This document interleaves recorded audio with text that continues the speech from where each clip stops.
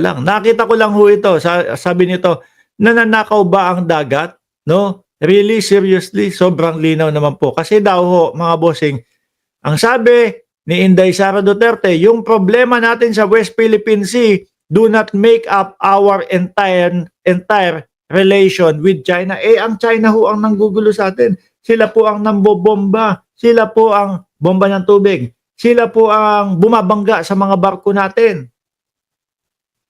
Di ba? Tapos gustong palabasin ng ating Vice Presidente, eh, kaibigan pa din ho natin ang China. Ngayon, sinagot ni Atty. Barry Gutierrez na kumbaga, masasabi ko na kanang kamay ni Atty. Leni Robredo, kung di ako nagkakamali. Ano po sabi dyan? Ninanakaw ang dagat natin tapos hindi natin problema. Sobrang linaw naman na pro-China talaga ang kayo. Si Sara nga daw. Ang sagot nung nag-post, nananakaw ba ang dagat? Namiloso po na lang. Di ba? Nananakaw ba ang dagat? Ibig sabihin niyan, inaagaw yung teritoryo natin. Pag nanakaw din ho yun ng teritoryo natin, mga kababayan.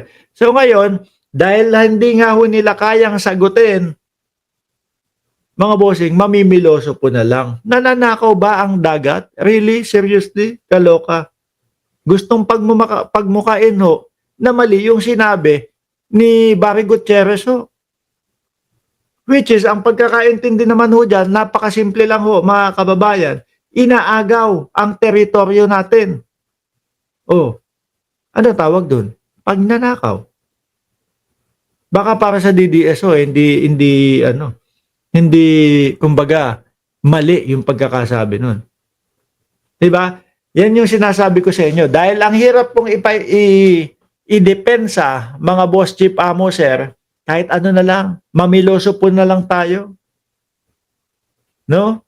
Mamiloso po na lang tayo. Ganun na lang ang gawin natin. Siyempre, yung mga magkokomento po sa ilalim niyan, mga kababayan, mamimiloso po din po. At alam naman po natin, mga DDS lang din po yan.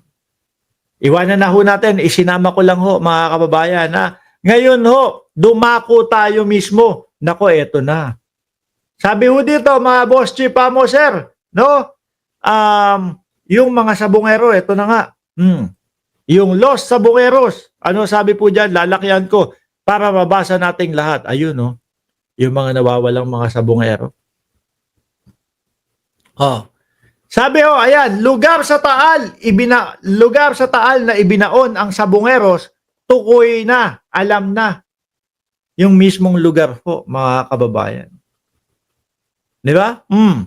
Sabi ng Department of Justice, hindi ko lang husabi-sabi yan, mga bossing.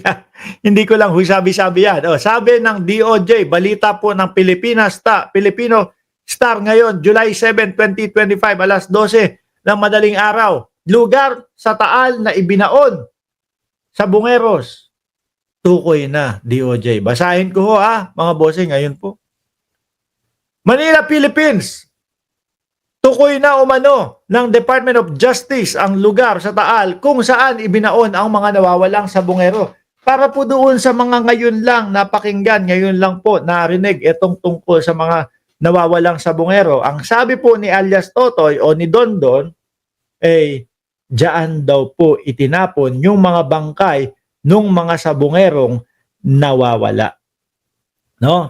Ang pagkaka-explain niya pa, ang pagkakapahayag niya pa itinali sa sako na may laman na buhangin para hindi lumutang yung mga bangkay ng mga sabungero, mga bossing.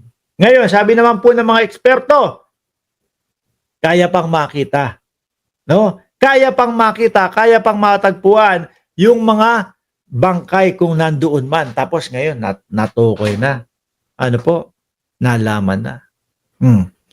Ngayon, mga bossing, sabi ko naman dito, natatapangan ako kay alias Totoy. Bakit ho, mga kababayan? Kasi siya yung nagsalita na talagang mismo, pupuntuhin ko sa inyo kung saan lugar. Na yung tipo bang kapag mali yung sinasabi niya at wala doon yung lugar o wala doon yung mga bangkay, wala. Masasabihan siyang, wala ka pala. Fake news ka pala Hindi pala totoo yung sinasabi mo. Pero mismong may lugar, may tinukoy siyang lugar, which is, yaan nga po yung Taal Lake, mga bossing. Sabi ni Shiro Kansaki, kaya humihingi ng tulong si SOJ Remulla sa Japan ng kagamitan kasi malalim ang Taal Lake. Yun nga daw po. No? Humihiram ng kagamitan sa Japan upang sisirin. Sabi naman ng eksperto, kailangan wala ng mga diver kasi delikado sa ilalim. Camera ang gagamitin ho. No? Sa panayam kay Justice Secretary Crispin Boying Remulla, may lead at mga saksi. Oy, may mga saksi ng makakapagturo. Umano sa eksaktong lugar ng sisirin upang mahanap ang mga bangkay ng mga nawawalang sabongero. Naku po, eto na. Palapit na ho ng palapit, mga kababayan, sa exciting part. Kung may mga magtuturo na, ibig sabihin, may mga nakakita. Meron ng mga nakakaalam. O may mga natunugan na sila. Ayon kay Remulla, meron na rin silang mga impormasyon hinggil sa planong pagsasagawa ng diving operation. Wag daw yan kasi maburak daw yung ilalim at delikado na. Gayunman, aminado naman ang kalihim na hindi ito biro sapagkat aniya 200 square kilometers. Ang laki pala nun, ano? 200 square kilometers. Kanina kung madaling araw, tumakbo ako. Ang tinakbo ko, 15K, 15 kilometro. Pagod na ho ako. Hingal na hingal ako. Ang haba ho. Ibig sabihin, 15 times nung tinakbo ko kanina. O 15 times ba? Tama? Humigit kumulang 15. Na doble nung tinakbo ko kanina. Yung lawak ng Taal Lake, ang laki. Talagang mahirap nga po yan. Matatandaan na isiniwalat ni alias Totoy o Julie Dondon Patidongan ang aligasyon na nailibing na umano ang mga ito sa bahagi ng Taal Lake. Ang maganda dito, mga bossing, yung mga eksperto ho, naniniwala po sila na meron pang makukuha.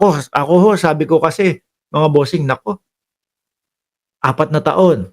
For sure, 4 na taon, mga 1 linggo pa lang, nginangat-gat na ng mga isda. Yung mga laman ng tao ay mahirap mong pag-usapan. Pasintabi po sa mga nag-aalmusal at sa mga kumakain, yun po yung nakikita ko. Baka nginat-ngat na, nakain na unti-unti. Nung mga sinasabi, tawilis daw. Diba? Ngayon, ano pa naman?